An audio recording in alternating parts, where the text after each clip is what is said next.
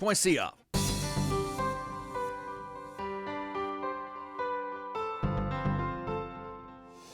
sera l'été de tous les chantiers du côté de la Ville de Longueuil parce qu'avec le vice-président du comité exécutif, Jonathan Tabarrok, on fait le tour de ce qui s'en vient. Vous allez voir que ça va être un été de cône orange à Longueuil. Et on parle également de sa candidature. Il était avec nous il y a quelques minutes. On vous présente l'entrevue tout de suite. Jonathan Tabarrok, bonjour. Merci. Bonjour. Merci d'être là aujourd'hui. Bien des choses, bien des dossiers, bien des occupations et préoccupations. Je commence par la première. Il y a quelques heures, sur le site et sur les réseaux de votre parti politique, on annonce votre intention de solliciter un nouveau mandat. Tout à fait, François. Tout à fait. Bien, merci de me recevoir. Oui, tout à fait. Fait que je suis le premier candidat d'une longue série. J'imagine. Un petit peu t'en douter. Au moins une vingtaine. Exact, une vingtaine. Ça en prenait un premier. Ça en prenait un pour commencer le tout. Là, donc, ça va être moi. Fait que oui, je suis bien heureux.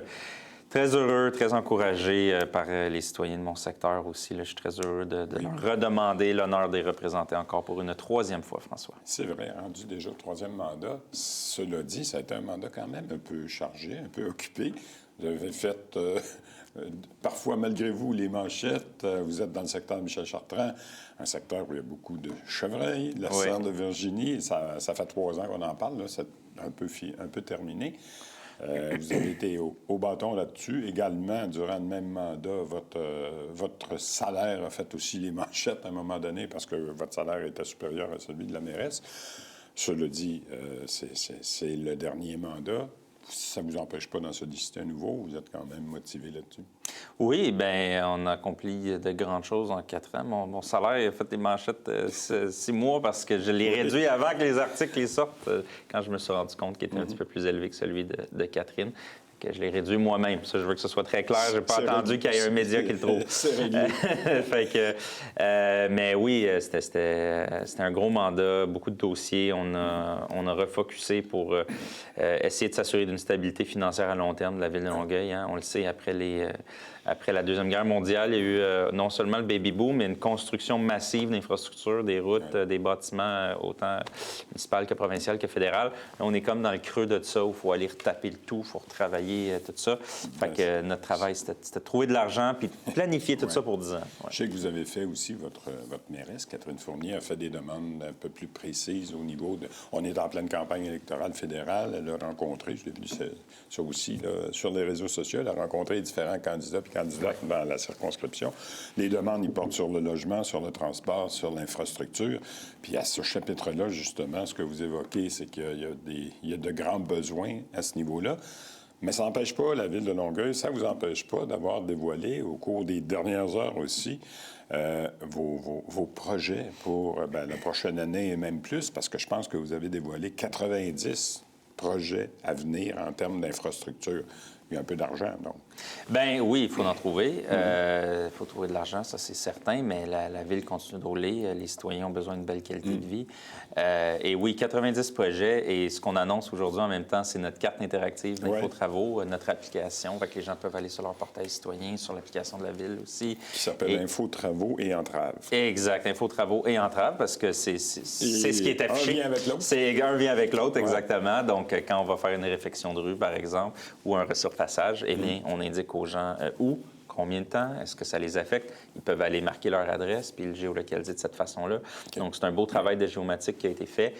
Donc, c'est un affichage interactif de tous les projets de la Ville. Fait que les gens peuvent aller tout de suite consulter ce qui va sur le site, exact. Fait que carte Infotravaux ou sur l'application carte Infotravaux Longueuil, puis ils vont pouvoir voir l'ensemble des projets de la Ville. Fait qu'on est très fiers de cette nouvelle carte-là. Puis le but, c'est d'être transparent avec les gens, leur expliquer pourquoi ces investissements-là sont importants. Comment et pourquoi il y a des cônes oranges sur le territoire de la Ville de Longueuil. Exact. Mais on fait une bonne job à ce niveau-là. On se coordonne bien entre les différentes équipes du génie et des travaux publics parce que, comme tu le sais, François, il n'y a pas juste l'asphalte. Il y a un gros sous-sol en dessous. Oui. Les infrastructures, quoique l'asphalte, justement, Je voyais même votre mairesse, il y a quelques jours, se promener en camion et aller boucher des nids de poules. Là aussi, il y a une grosse opération qui s'est faite. Vous en avez parlé avec mes collègues récemment.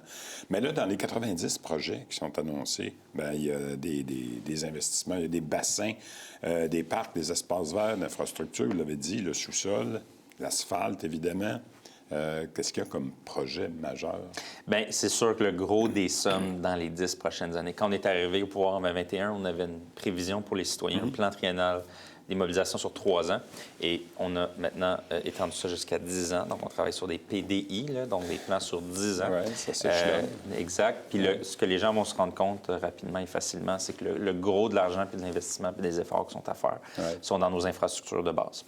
Nos usines d'eau potable. L'eau, ça va revenir, puis ça va revenir pour longtemps. Je voyais, entre autres, les deux stations de pompage, là, de traitement des eaux. Là. Exact. La nouvelle qui s'appelle Mario Petron. Exactement, dans le Longueuil, sur la rue Châteauguay. Et l'autre aussi, là, il y a beaucoup d'argent qui va être investi. Et non, mais c'est des dizaines et des dizaines de millions.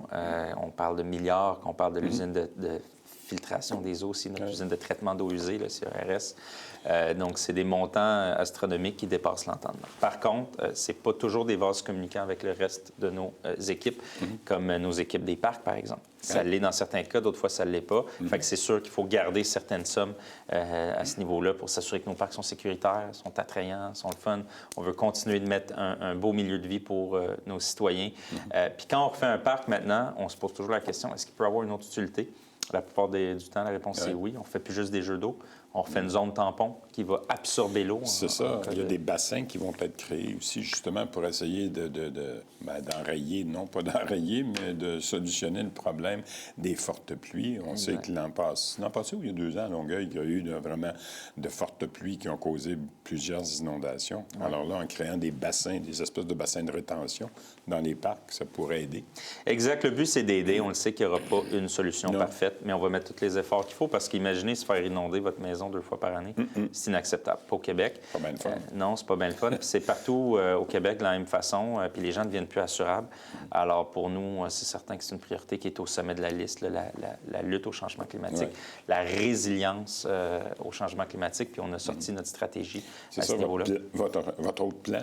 Exact. Il y a beaucoup de plans. On a beaucoup de plans parce qu'on a beaucoup de projets, puis on trouve des façons de les réaliser. Fait que c'est notre stratégie de résilience aux fortes pluies qu'on a mis de l'avant, que je vous dirais qui est pas mal au sommet de la liste pour les prochaines années. Là. Donc ça, et nos infrastructures de filtration puis de transport d'eau. Mais l'objectif, c'est de mettre un paquet de solutions pour s'assurer que les quartiers qui sont affectés par des pluies, puis ces quartiers-là peuvent changer parce qu'il n'y a pas un réseau pluvial qui est capable d'absorber les quantités de pluie qu'on a eues au cours des dernières années. C'est ça. Puis il y en a qui sont pas...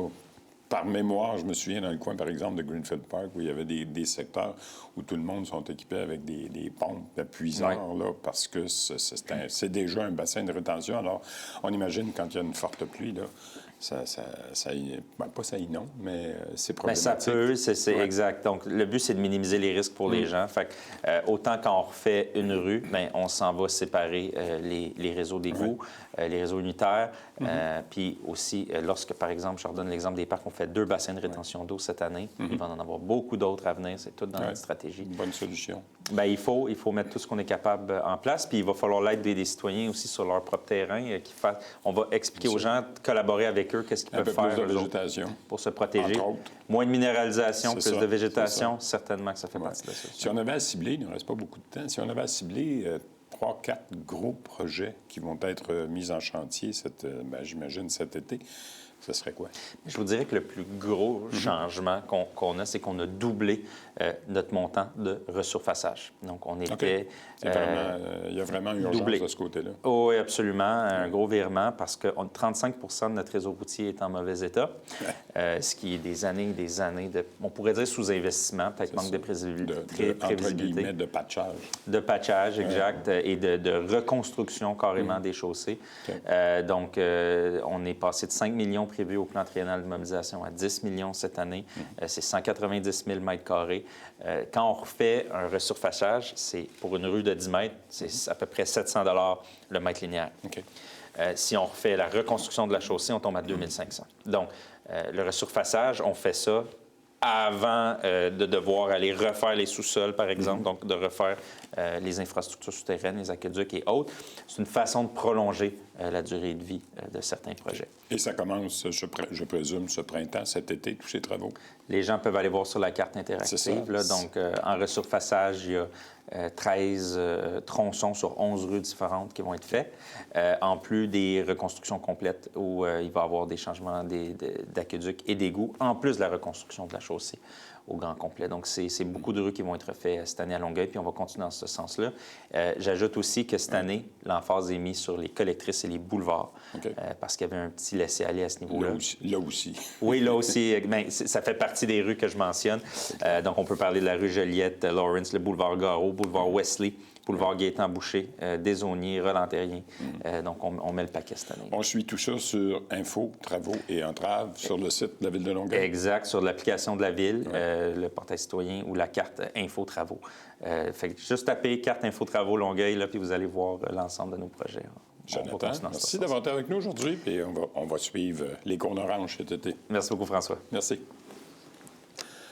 Voilà pour les grands travaux de cet été du côté de la Ville de Longueuil. Avec Jonathan, on a parlé de sa candidature. Écoutez, il y a quelques secondes, je recevais encore une information à l'effet que sa collègue, Affine Lwalaïka, a également confirmé sa candidature pour la prochaine élection municipale, cette fois-ci, qui va se tenir au mois de novembre dans toutes les municipalités du Québec, d'ailleurs. C'est tout pour nous cette semaine. On se retrouve jeudi prochain. Ce sera la dernière émission avant les fameuses élections fédérales.